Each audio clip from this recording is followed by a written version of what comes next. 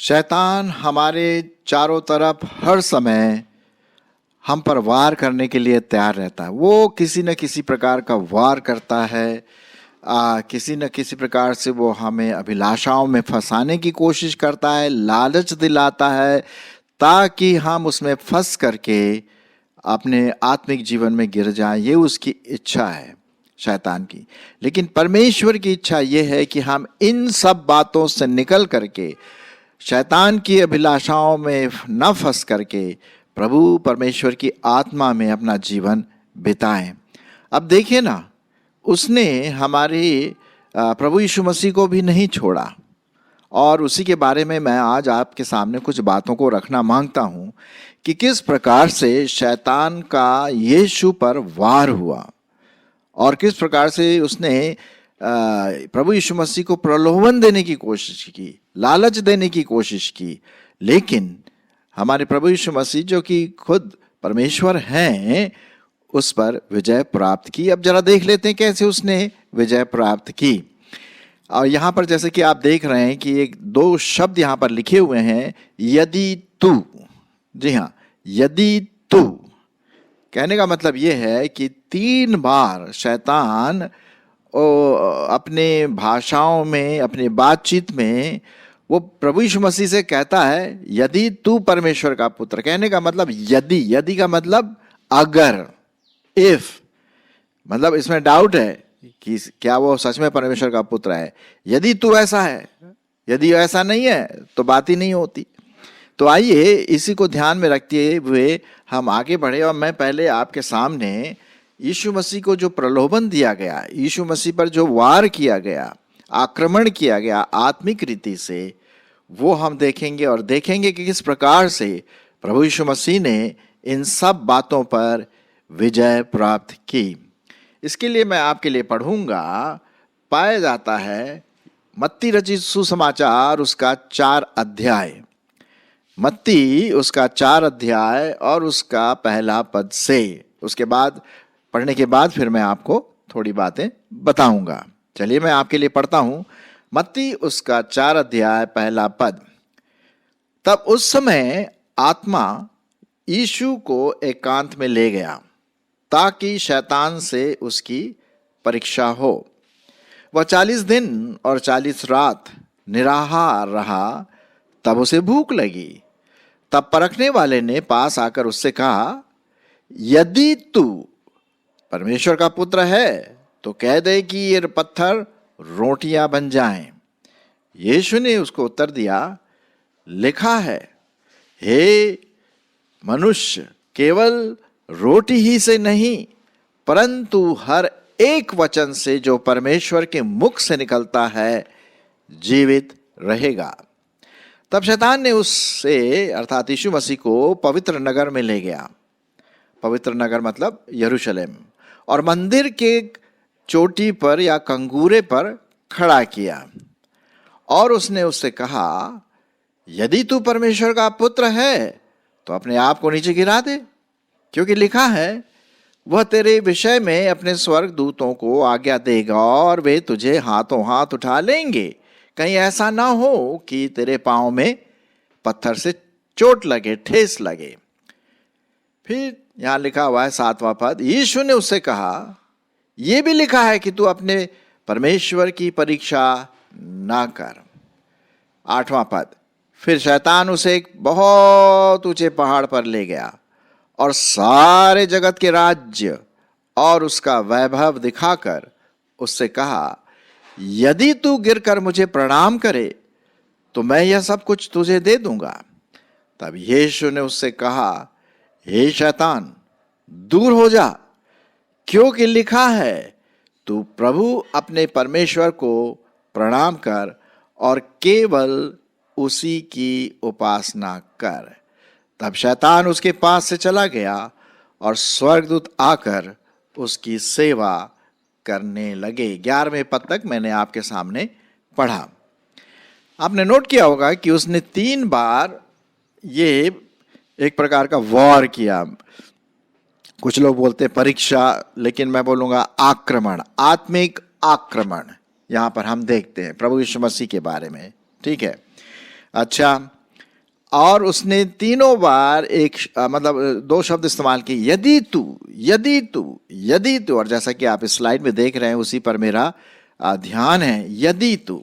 ठीक है, तो जरा उसी के बारे में देखते हैं। पहली बात हम देखते हैं कि जो संदर्भ है, इसका कॉन्टेक्स्ट है, जो संदर्भ है वो इस प्रकार से, प्रभु यीशु मसीह को भूख लगी। क्यों भूख लगी? क्योंकि हम देखते हैं कि पहले पद में आत्मा जो था यीशु को एकांत में ले गया ताकि वहां शैतान से उसकी परीक्षा हो। वह 40 दिन और 40 रात क्या रहा? उपवास करता रहा, निराहार रहा, कोई खाना वगैरह नहीं खाया। तब उसे भूख लगी। अब भूख लगने का मतलब है कि वो इस बात को दर्शाता है कि वो सिर्फ परमेश्वर ही नहीं था, वो परमेश्वर का पुत्र होकर भी मनुष्य का पुत्र था। दो चीजें हम यहां पर देखते हैं, प्रभु यीशु मसीह मनुष्य का पुत्र भी था और परमेश्वर का पुत्र था। परमेश्वर का पुत्र जो मनुष्य बन करके इस दुनिया में आया, तो उसे भूख लगी, थकान होता है, भावनाएं आती हैं। तो उसी प्रकार से यहाँ पर प्रभु यीशु मसीह को भूख लगी, जो कि इस बात का सूचक है कि वो मनुष्य का पुत्र भी था। परमेश्वर का पुत्र तो था ही, लेकिन साथ ही साथ वो मनुष्य का पुत्र भी था और उसे भूख लगी खाने की। आप जानते हैं जब भूख लगती है तो साहब पेट में खाना जाना बहुत ज़रूरी है ताकि हमारी भूख मिटा सकें। पानी, अगर प्यास लगती है तो पानी बहुत ज़रूरी है। तो ऐसे ही कुछ प्रभु यीशु मसीह के साथ हुआ होगा। 40 दिन और 40 रात नहीं खाना बहुत बड़ी बात होती है। मैं तो एक दिन खाना नहीं खाए तो हालत खराब हो जाती है। आप समझ सकते हैं। तो यहाँ पर जो वीकेस्ट पॉइंट, कमजोर पॉइंट जो था कि भाई प्रभु यीशु मसीह को भूख लगी, ही वॉज हंग्री, वो भूखा था। और उसी कमजोर जो पॉइंट है भूख का, वो उसने, शैतान ने पकड़ लिया और कहा भैया अब इसकी हम परीक्षा करते हैं, सचमुच में क्या ये यीशु मसीह परमेश्वर का पुत्र है? चलिए देख लेते हैं। तो हम देखते हैं तीसरे पद में, तब परखने वाले ने, परखने वाला मतलब जो टेम्पटेशन लाता है, हमारे जीवनों में परीक्षाएं लाता है, अभिलाषाएं लाता है, लालच दिलाता है हमारे दिल दिमाग में, वो परखने वाला कोई और नहीं, शैतान है। जी हाँ, हमारा विरोधी शैतान। तब परखने वाले ने पास आकर यीशु से कहा, क्या कहा सुनिए, यदि तू परमेश्वर का पुत्र है तो कह दे कि ये पत्थर क्या बन जाएं? रोटियां बन जाएं। अब आप तो समझ सकते हैं भाई, अगर एक भूखे को रोटी दे जाए तो बहुत खुश होगा। अरे अगर मैं भी भूखा रहा 2-3 दिन का, खाना नहीं मिला और मेरे सामने रोटी रख दी जाए तो अरे साहब कुछ भी हो, पहले तो मुझे बढ़िया खाना खाना है, रोटी खानी है ताकि मेरी भूख मिट जाए। अब यहां पर शैतान क्या बोलता है? यदि तू, मतलब एक प्रश्नवाचक चिन्ह है। यदि तू परमेश्वर का पुत्र है, तू अपने आप को परमेश्वर का पुत्र कहलाता है? चलिए देख लेते हैं। अगर तू है तो भैया ये रोटी, जो ये पत्थर जो है ना सामने, क्योंकि वहाँ इजराइल में तो पत्थर बहुत पाए जाते हैं, तो बोला ये पत्थर क्या बन जाए? रोटियां बन जाए और तेरी भूख मिट जाएगी। उससे मैं जान लूंगा कि तू परमेश्वर का पुत्र है। देखिए किस प्रकार से भरमाता है। कभी कभी शैतान हमारे जीवनों में भी इस प्रकार से भरमाता है, परखता है और लालच देता है, अभिलाषाएं डलवाता है। होशियार रहिए, यीशु मसीह को भी नहीं छोड़ा उसने। और लिखा हुआ है कि यदि तू परमेश्वर का पुत्र है तो ये कह दे पत्थर क्या बन जाए? रोटी। यीशु का उत्तर सुनिए। यीशु ने वचन इस्तेमाल किया, वर्ड, परमेश्वर का वचन इस्तेमाल किया। यीशु ने उसको उत्तर दिया, लिखा है। लिखा है मतलब व्यवस्था में, बाइबल में लिखा हुआ है, मनुष्य केवल रोटी ही से नहीं परंतु हर एक वचन से जो परमेश्वर के मुख से निकलता है जीवित रहेगा। शारीरिक जीवन से भी उत्तम आत्मिक जीवन है, जिसके बारे में बहुत कम लोग सोचते हैं। हम लोग ज्यादातर शारीरिक जीवन पर ही ध्यान देते हैं, लेकिन आत्मिक जीवन पर हम उतना ध्यान नहीं देते हैं। ये दुख की बात है। अब यहाँ पर प्रभु यीशु मसीह कहते हैं मनुष्य केवल रोटी ही से नहीं, और ये भी जरूरी है कि कभी कभी अगर हमें रोटी और ये सब ना मिले तो शारीरिक रूप से भी परमेश्वर हमें संतुष्टि देगा यदि हम उसके वचन को माने, उसके वचन पर चलें। तो लिखा हुआ है कि मनुष्य केवल रोटी ही से नहीं परंतु हर एक वचन, जो परमेश्वर का वचन, अभी मैं आपके सामने क्या बोल रहा हूं, परमेश्वर का वचन बोल रहा हूं, वचन से जो परमेश्वर के मुख से निकलता है जीवित रहेगा। आप जीना मांगते हैं, परमेश्वर का वचन पढ़िए, परमेश्वर का वचन मनन करिए, परमेश्वर के वचन का आज्ञाकारी बने, तब तो बात बनती है ना। तब परमेश्वर आपको आत्मिक जीवन से पूर्ण रीति से भर देगा। शारीरिक जीवन में तो आनंद देगा ही देगा, क्वालिटी लाइफ तो देगा ही देगा, गुणवत्ता वाला जीवन तो देगा ही देगा, लेकिन साथ ही साथ आत्मिक जीवन के लिए भी वो बहुत जरूरी है वचन। और यीशु मसीह कौन है? जीवन की रोटी है। जब हम उस रोटी को खाते हैं, उस रोटी को लेते हैं, तो हम आत्मिक रीति से तृप्त पाए जाते हैं। जब उसने 5,000 लोगों को खिलाया जो भूखे थे, उसने 5 रोटी 2 मछली के साथ क्या किया? ढेर सारे लोगों को खिलाया। वो जीवन की रोटी है, ठीक है। यदि तो ये एक पहली परीक्षा कभी कभी हमारे जीवनों में शैतान हमारे मन में फुसफुसा सकता है, अरे देख ऐसा कर ले, देख ऐसा लिखा हुआ है, हाँ परीक्षा कर ले। नहीं नहीं नहीं, हमें पूर्ण विश्वास परमेश्वर के वचन पर करना। चलिए दूसरा यदि तू देख लेते हैं। वो पाया जाता है 5वें पद में। तब शैतान उसे पवित्र नगर मतलब यरूशलेम, उसको हम पवित्र नगर कहते हैं क्योंकि यरूशलेम जो है परमेश्वर की नगरी कहलाई जाती है। परमेश्वर उस नगरी को चुना है और इसलिए उसको पवित्र नगर कहते हैं। शैतान उसे पवित्र नगर में ले गया और मंदिर के कंगूरे पर खड़ा किया, मंदिर के चोटी पर, ऊपर पर खड़ा किया, है ना। और क्या कहा? 6वां पद, उसने उससे कहा यदि तू, फिर से वही बात आ गई, दूसरा यदि तू, शंका वाली बात है, डाउट वाली बात, यदि तू, हाँ अगर यदि तू सच में परमेश्वर का पुत्र है, भाई चलो रोटियों के बारे में छोड़ दो बात। अब देख रहे हैं यहां पर, यदि तू परमेश्वर का पुत्र है तो अपने आप को नीचे गिरा दे, क्योंकि लिखा है वह तेरे विषय में अपने स्वर्गदूतों को आज्ञा देगा और वे तुझे हाथों हाथ उठा लेंगे, कहीं ऐसा ना हो कि तेरे पांव में पत्थर से ठोस लगे, चोट लगे। ये हम पाते हैं भजन संहिता में लिखा हुआ, भजन संहिता उसका 91, 91, 11 और 12 पद में। अब देखिए शैतान की चालाकी देखिए आप, अब वो क्या कर रहा है? वचन को ही इस्तेमाल कर रहा है, बाइबल के वचन को ही इस्तेमाल कर रहा है प्रभु यीशु मसीह को भरमाने के लिए, उस पर वार करने के लिए। भाई तेरे वचन में देखो यही लिखा हुआ है कि अगर तू गिर जाएगा तो भाई ये परमेश्वर क्या करेगा? स्वर्गदूत तुझे उठा लेंगे।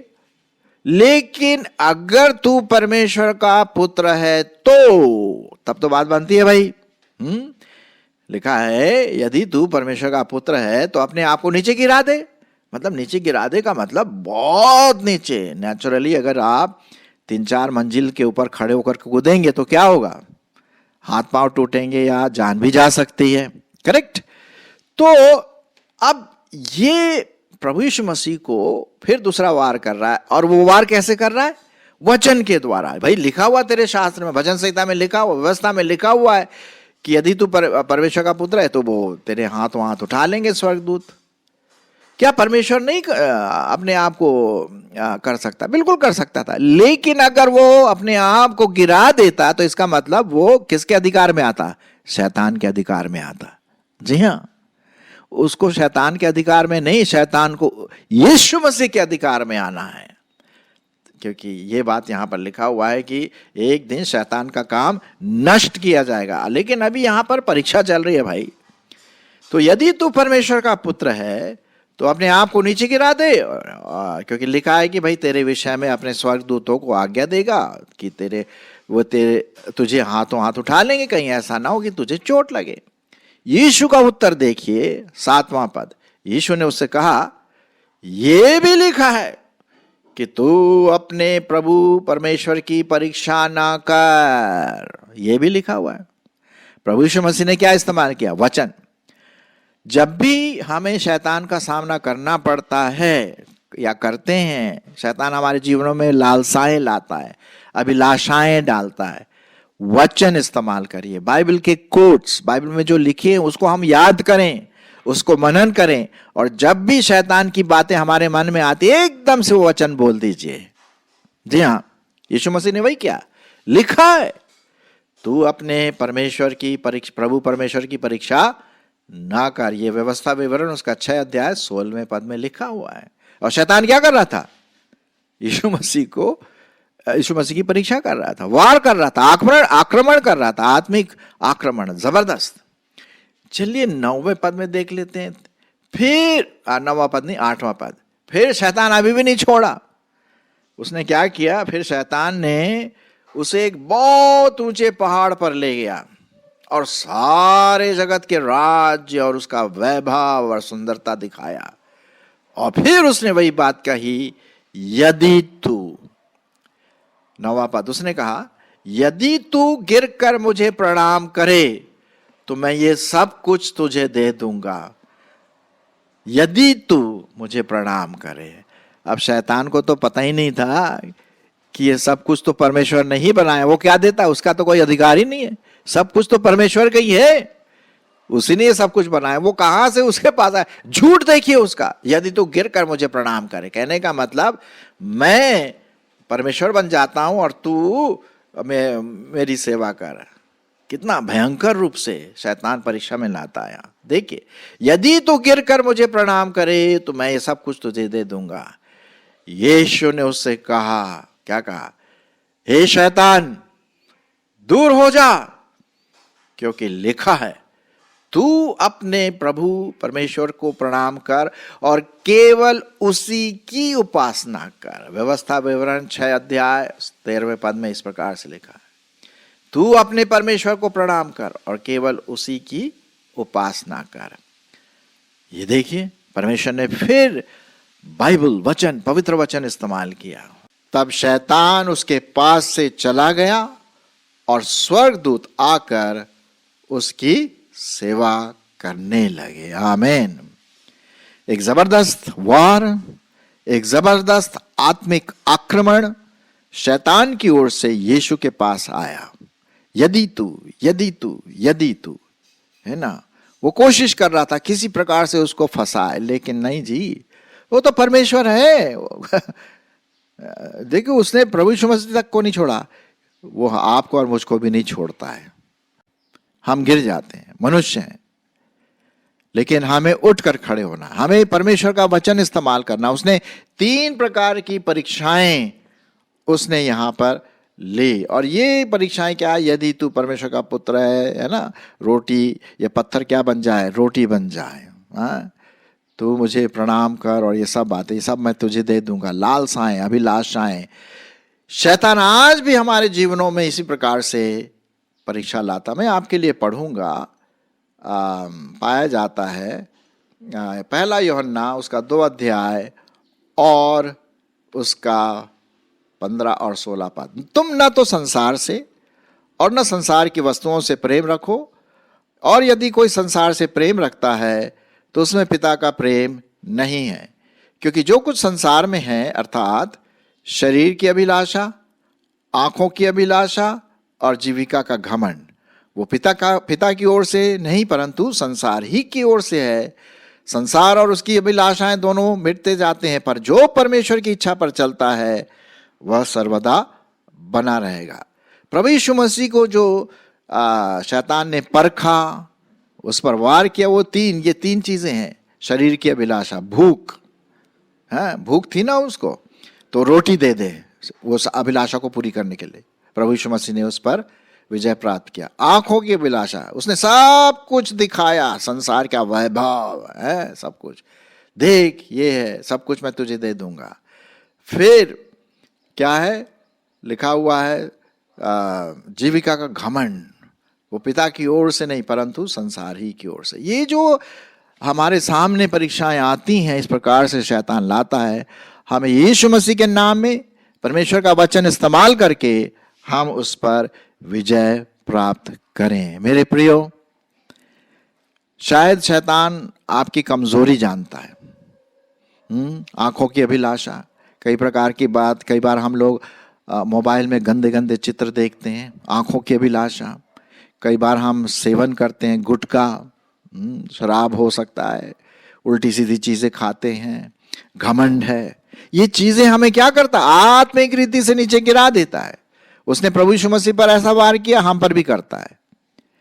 कई बार मैंने विजय प्राप्त किया, शायद आपने भी किया होगा, लेकिन कहीं ऐसा ना हो कि हम उस शैतान के चंगुल में फंस जाएं।